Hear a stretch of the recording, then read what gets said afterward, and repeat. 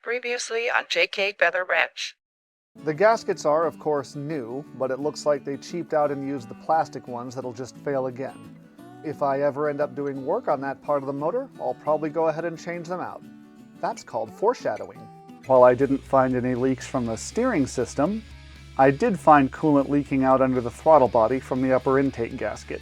That explains why I had so much trouble pulling a vacuum earlier, but I'll save that repair for the next episode. And now the conclusion.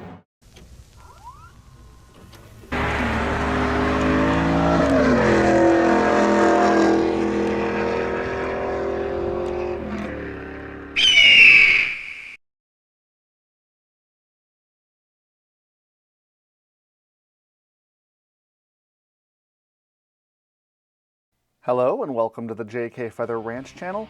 Let's get right into it, so I'll start this video the same way I started the last one, by draining the coolant. I'm getting pretty tired of doing this by now, so hopefully this is the last time. The rest of this repair can be done from above, and since I'll be removing the alternator, I'll start by disconnecting the battery, along with all of these electrical connectors, since the intake and throttle body have to come off. The throttle cable bracket needs to be moved out of the way. To remove this nut holding on the throttle body. There's another bolt down here that I couldn't see and just removed by feel. There's one more nut over here, and the throttle body is free. That was a fun noise. Let's take off the airbox lid. And the rest of the throttle body can come off. I'll remove this piece and set the rest over here since the cables are still attached. There's definitely some leakage going on here. The gasket doesn't even look that old, so it may have been an installation issue. And now that I have better access, I'll go ahead and remove the throttle cables. The EGR has to come off, along with its tubing.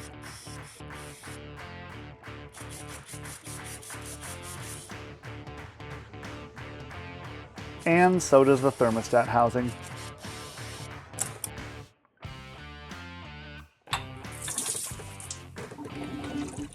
At this point, I took the belt off to give myself some more room, and this cable is in the way of one of the bolts for the EGR bracket, which is the next thing to come off.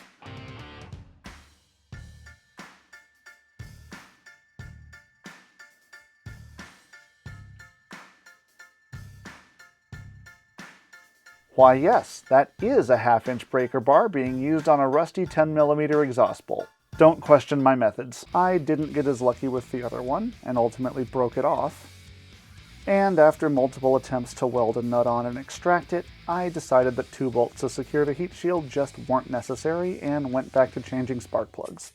Anyways, in this case I had much better luck and actually managed to get it out without breaking anything. I'll move the power steering reservoir out of my way, and take off this coil support bracket. Next up is the purge valve, followed by the alternator.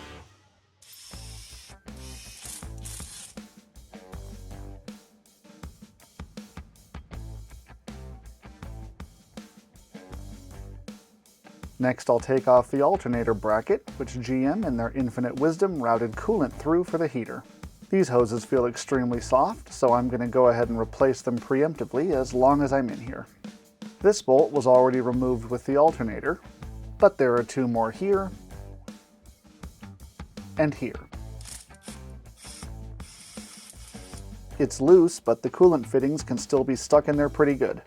With a bit of prying, it did eventually come out. Just be careful not to break anything.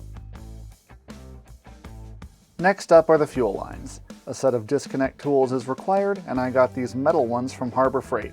They do make cheaper plastic ones too, but in my opinion they're terrible and barely work.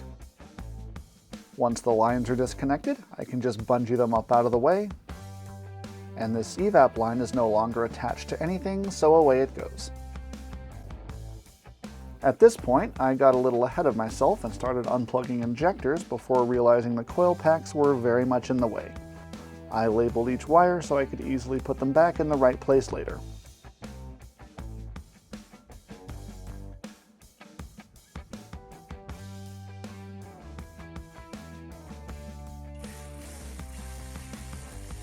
I also got myself a cordless ratchet, which should make the rest of this job a bit easier.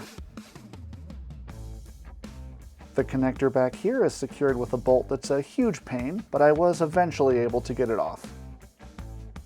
Don't be dumb like me and try to pry off the connector clips with a screwdriver, and definitely don't launch one across your garage trying to put them back on. Let's get this bracket out of the way for a bit more room. And all you actually have to do is push the clip in and pull up on the connector. This vacuum valve is in the way of the last injector, and it's held on by a couple of hard-to-reach Torx screws, especially the one in the back. 2 nuts on each side hold the fuel rail on. And during a job like this, with lots of little nuts and bolts, I like to keep things organized with a plastic storage tray from Harbor Freight and some painter's tape for a label that can easily be removed.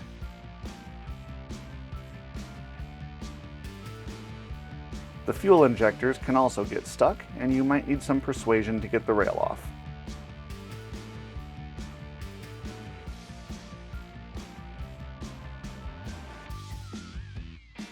So that's what that annoying valve on the side of the intake went to. It's finally time to remove the bolts that secure the upper intake. Most of them are 8mm, but a few of the larger ones are 10.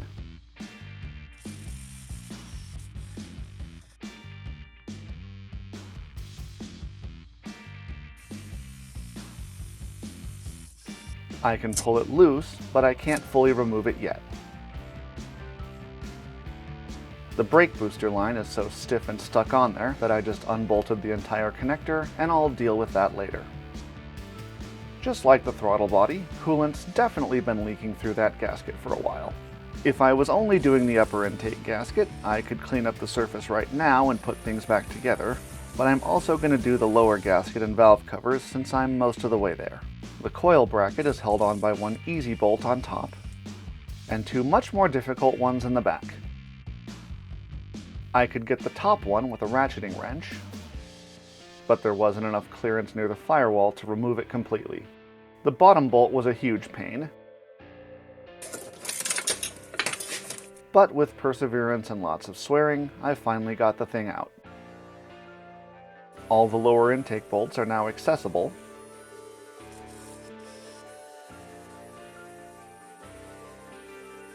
including the hidden ones here and here.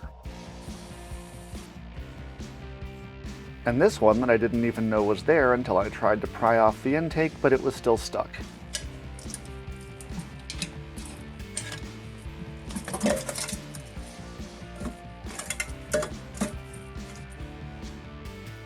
The old gaskets and the lifter area look to be in great shape, but I'll go ahead and replace them since they're the plastic ones that will just fail again. Since it's almost no extra work, I'm going to remove the valve covers to change the gaskets, even though they're probably fine. Let's go ahead and get it cleaned up.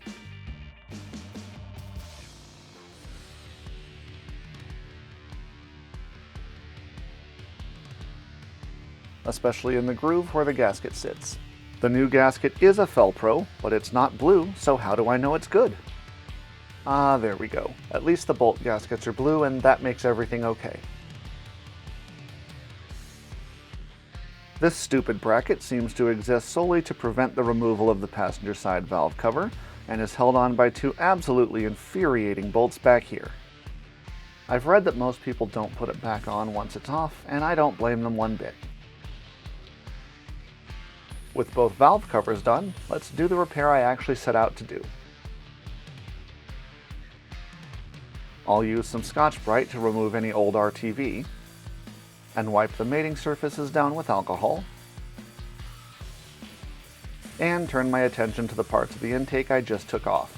You could clean these up by hand with a gasket scraper and Scotch-Brite if you really wanted to, but a drill or die grinder and a set of surface conditioning discs make the job much faster and easier.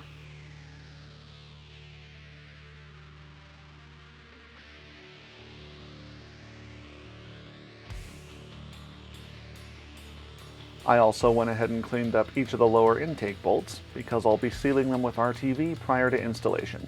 Before installing the new gasket, a small bead of RTV is needed in each corner where the head meets the block. Each piece has locating tabs to hold it in place, so it's pretty hard to get it wrong.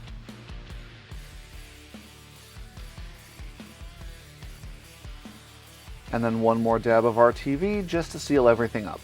Because of how pitted the mating surfaces were, I did use some more RTV here just to make sure everything sealed up completely. Let's go ahead and set the intake in place and make sure the holes line up. Since oil has a tendency to wick its way up the threads, a little RTV on these bolts isn't a bad idea. And let's get it bolted back down. There's a torque spec somewhere, but just get it tight and don't break it.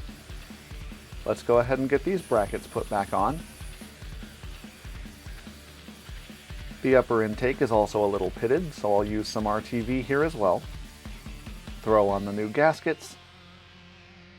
I'm sure some of you are yelling through the screen right now about what I just missed, but I'll put the intake back on in blissful ignorance for now, before taking it back off after finding this little yellow O-ring was still sitting on my workbench. I tried just slipping it in, but in doing that, the RTV pulled the orange one out of alignment and I could tell it wasn't sealing properly as soon as I screwed it down. While waiting 2 days for Amazon to send me another gasket set, I took the opportunity to replace the brake booster hose with a new and actually flexible one. With that small issue taken care of, I'll go ahead and clean up the fuel injectors, and what better to clean them with than more fuel. With new O-rings installed and lubed up with WD-40, I can go ahead and put them back on the car.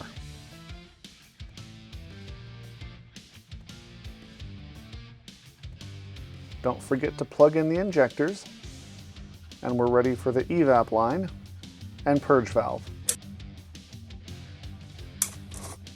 Next up is the coil packs with their extremely frustrating connector.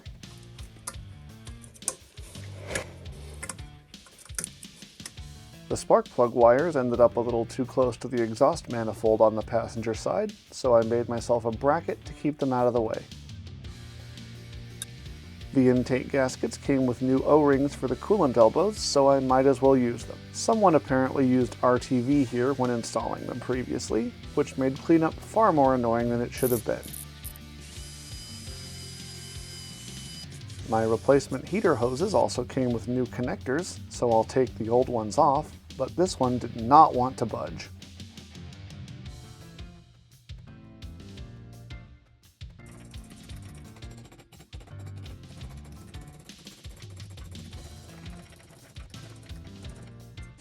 That's nasty.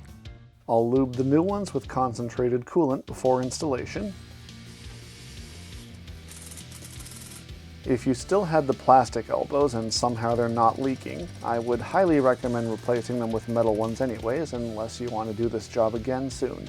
With the holes in the block cleaned up, as long as both elbows are pointing straight back, you shouldn't have too much trouble with installation. I'm dumb and this bolt shouldn't go back in until after the alternator is in place, but these two go in now.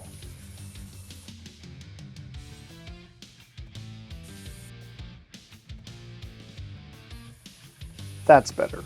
The heater hoses are held in by a torque screw right here, and unfortunately the easiest way to get to it involves moving the AC compressor out of the way. Thankfully the hoses can stay attached.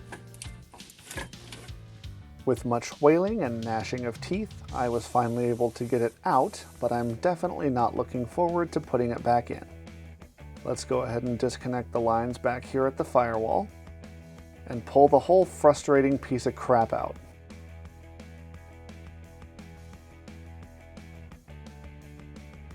It's in, it's new, and I hope I never have to deal with that again. Just don't forget to reattach this ground wire to the bottom bolt. We're on the home stretch now, but I forgot to plug in this alternator connector. And since I've basically gone through the entire cooling system over the last 3 videos, I may as well change out the radiator hoses, starting with the lower. I'll leave the other end disconnected for now, but the coil bracket has to go back on first, before reinstalling the EGR.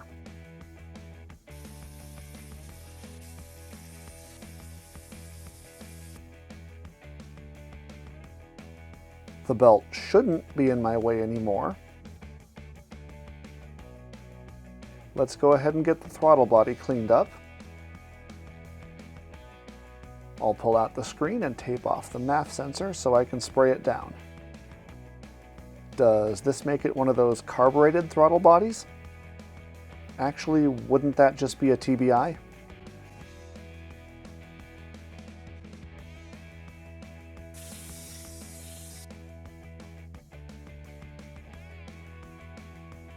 Since the throttle body gasket only has rubber on one side, I'll put some RTV around these coolant passages as extra insurance. You know what? I'm going to use it here too because I really don't want this to leak again. And it's finally ready to go back on the engine. Next up, I'll install the thermostat housing and change out the upper radiator hose.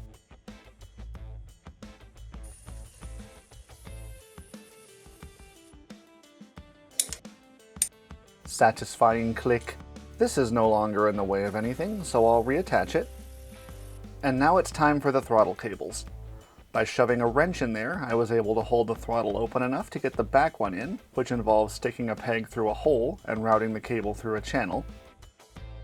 And this one just slides onto a peg. Let's bolt down the cable bracket, start plugging stuff back in, and don't worry, they each only fit in one place. I guess I forgot about this bolt here. Removing the radiator cover makes installing this part so much easier. I seem to have been missing a clamp here, but I did have a spare lying around. And that's all the major pieces back together. While reinstalling the EGR, I managed to pull the dipstick tube completely out of the block, so that needs to be fixed. It goes in this hole above the oil pan, which I'll go ahead and clean so it seals properly. The O-ring has already been RTV'd by someone else, and a new one is like $9, which is insane, so I just cleaned it up and did the same thing. With a little help from my wife on top, I was able to get it in. Wait, that came out wrong. Now that I'm back under the car, I'll go ahead and finish changing out the lower radiator hose. I then proceeded to change the brand new 0-mile oil I just put in, since it's been contaminated with brake clean, coolant, and who knows what else. Check the level and... how does that even happen? A new dipstick for a rear-wheel drive 3800 is apparently unobtainium, so I'll try my best to make do with what I have. Well, I can pull it out without breaking it, and the oil level's right where it should be. Success!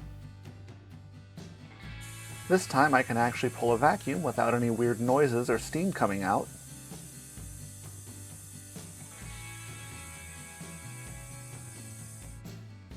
The hoses are collapsed, so there's no air left in the system. Let's fill it back up.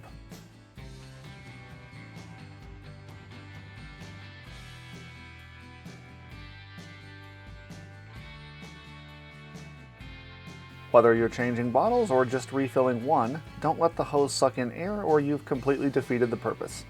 And there we have an air-free system with no burping required. I think it's finally time to take this thing for a drive.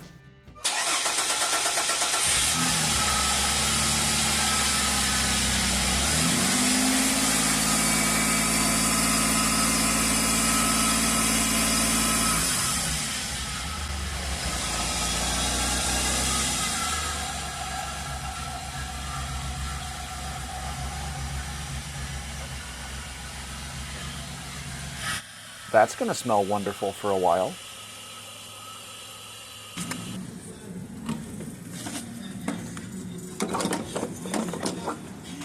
Ouchies.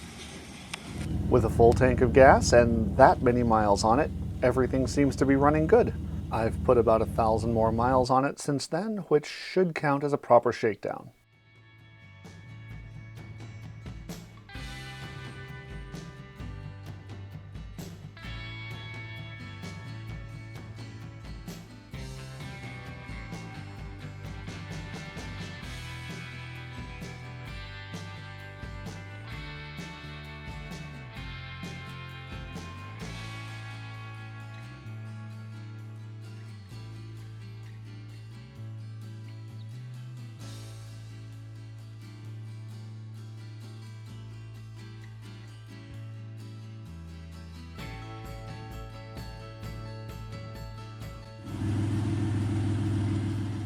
I did run into a couple small issues, so I'll end this video with a few more fixes. Most trivially, it needed a new gas cap, since it smelled like fuel when the tank was full, and I could definitely tell it had been leaking around the filler area. That probably also explains why it wouldn't stop leaking gas the whole time I was replacing the fuel filter. I also ended up with a returning code for the EGR valve, which was in history when I bought the car, but the valve looked new at the time and it wasn't an active fault. I've read that these cars can be picky about non-OEM valves, which this one wasn't, so I changed it out since I already knew the lines were clear from having recently disconnected them. That did seem to fix the issue, and the code hasn't come back. This one is most likely my own fault, but I apparently stripped out 2 of the mounting holes on the alternator and didn't notice until the bolts came loose. The alternator itself works fine, so I decided to repair them with helicoils instead of replacing it. The first step to using a helicoil kit is to drill out the damaged threads with the provided bit. You might notice that my hole is far larger than what was already there. That's because I'm using the wrong bit, but I haven't realized it yet. I did realize my mistake when the right tap wouldn't fit, but by then it was too late to do anything but go up a size and hope the very thin aluminum held. Don't forget to back off the tap every now and then to clear the chips, especially if there's any resistance.